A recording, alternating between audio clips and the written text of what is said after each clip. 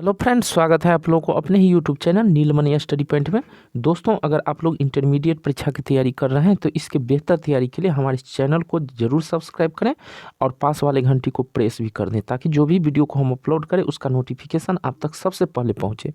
तो दोस्तों, आज के विषय में हम इतिहास से सब्जेक्टिव प्रश्न लेकर आए हैं, लॉन्ग टाइप प्रश्न लेकर आए हैं।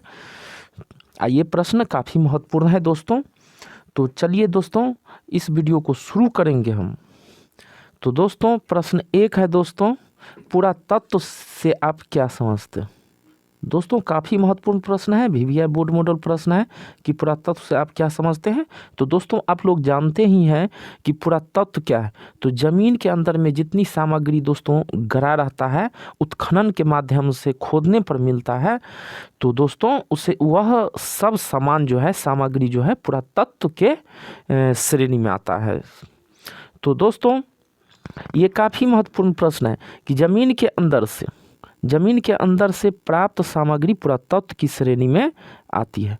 अर्थात दोस्तों, ज़मीन में से जितने भी सामग्री प्राप्त होती है वह पुरातत्व में आती है। यह सामग्री मिट्टी, पत्थर तथा धातुओं की हो सकती है।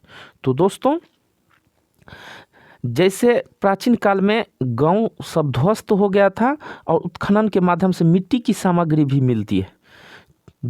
तो मिट्टी की सामग्री भी मिलती है, जैसे घड़ा, ढक्कन, भोजन पकाने की सामग्री मिट्टी की भी होती थी।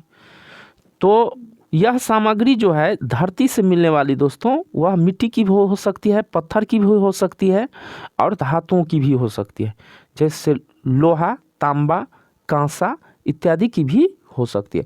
तो यह सामग्री दोस्तों इतिहास लेखन के दृष्टिकोण से काफ़ी महत्वपूर्ण मानी जाती है, क्योंकि प्रागैतिहासिक प्री हिस्टोरिक पीरियड में मानव को लेखन कला का ज्ञान नहीं था। तो उस समय पुरातात्विक सामग्री से ही इतिहास लिखे गए थे। दोस्तों, एक काफ़ी VVI बोर्ड मॉडल प्रश्न है, आप लोग जरूर इसे याद रखें। पुनः हम लोग देखते हैं 2 नंबर प्रश्न को। 2 नंबर प्रश्न क्या है दोस्तों? ये काफ़ी महत्वपूर्ण है। 2 नंबर प्रश्न कि कार्बन 14 विधि के बारे में आप क्या जानते हैं? तो दोस्तों, कार्बन 14 विधि क्या है? तो दोस्तों, ये पुरातत्व सामग्री की पता लगाता है। यह विधि से कौन सी का पता लगाया जाता है दोस्तों? पुरातात्विक सामग्रियों की, जैसे धरती से उत्खनन के माध्यम से जितनी भी सामग्री को इतिहासकार उत्खनन के द्वारा से प्राप्त किया है, तो वह कितने समय पहले उस मिट्टी में चला गया, ध्वस्त हो गया था, तो उसकी आयु ज्ञात करने की विधि को कार्बन 14 विधि कहा जाता है।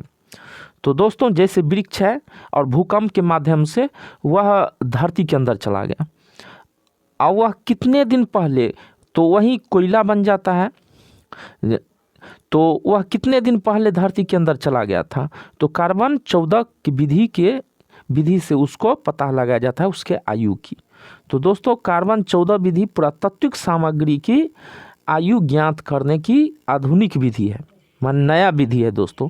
इसके अंतर्गत कार्बन 6 के आधार पर इन विविध सामग्रियों की आयु ज्ञात होता है, क्योंकि पुरातत्व सामग्रियों में एक निश्चित समय सीमा के अंतर्गत कार्बन की मात्रा कम हो जाती है। तो दोस्तों, यह VVI बोर्ड मॉडल प्रश्न है, इसे जरूर आप लोग याद रखें, ये लॉन्ग टाइप क्वेश्चन में। पुनः दोस्तों, हम लोग देखेंगे 3 नंबर प्रश्न को। 3 नंबर प्रश्न को देखा जाए। 3 नंबर प्रश्न काफ़ी महत्वपूर्ण है दोस्तों। मोहनजोदड़ो के विशाल स्नानागार की 2 विशेषताएं बताएं। दोस्तों, एक काफ़ी महत्वपूर्ण प्रश्न है कि मोहनजोदड़ो के विशाल स्नानागार के बारे में यह विशेषता को पूछ रहा है प्रश्न को। तो हम लोग देखेंगे इस प्रश्न को। तो दोस्तों, मोहनजोदड़ो के विशाल स्नानागार के 2 महत्वपूर्ण विशेषताएं में से एक इसकी विशालता है। तो अर्थात दोस्तों, मोहनजोदड़ो को जो विशाल स्नानागार है उसमें से 2 विशेषताओं में से पहली विशेषता क्या है दोस्तों? कि वह काफ़ी विशाल है, वह लंबा चौड़ा और बड़ा है। इसके चारों तरफ गारे और चूने की लेप के द्वारा पक्की ईंटों के साथ सीढ़ियाँ बनाई गई है। तो दोस्तों, इसके चारों ओर जो है क्या है? गाढ़ा, जिसे गाढ़ा पर आधुनिक काल में भी मिट्टी के गाढ़े के द्वारा जोड़ा जाता है और चूने की लेप के द्वारा पका हुआ ईंटों के साथ सीढ़ियाँ बनाई गई हैं। इसके तल में भी यह उपरोक्त सामग्री की प्रयोग की गई है जिससे इसमें पानी नहीं रिसे। इसमें दक्षिण पश्चिम भाग एक कुएं से जुड़ा हुआ था जहां से साफ पानी की उपलब्धता इसमें बनी रहती थी। यह धार्मिक अवसरों पर स्नान का प्रमुख माध्यम था। तो दोस्तों यह स्नान धार्मिक अवसरों पर, धार्मिक जितना कार्यक्रम होता था तो इसमें स्नान करने की लोगों को मौका मिलता था। ये काफ़ी अच्छी तरह से बनाया गया था और इसके दो विशेषता क्या है दोस्तों, ये जान ही गए आप लोग कि इसमें प्रमुख विशेषता है कि काफ़ी विशाल था। इसके चारों तरफ से गाढ़े और चूने की लेप द्वारा पक्की ईंटों के साथ सीढ़ियाँ भी बनाई गई थी। तो दोस्तों हमारा ये वीडियो कैसा लगा? यदि अच्छा लगा तो जरूर सब्सक्राइब करें, लाइक करें, दोस्तों को शेयर भी कर दें। पुनः ऐसे ही महत्वपूर्ण प्रश्न लेकर हम अगले दिन उपस्थित होंगे। तब तक के लिए धन्यवाद।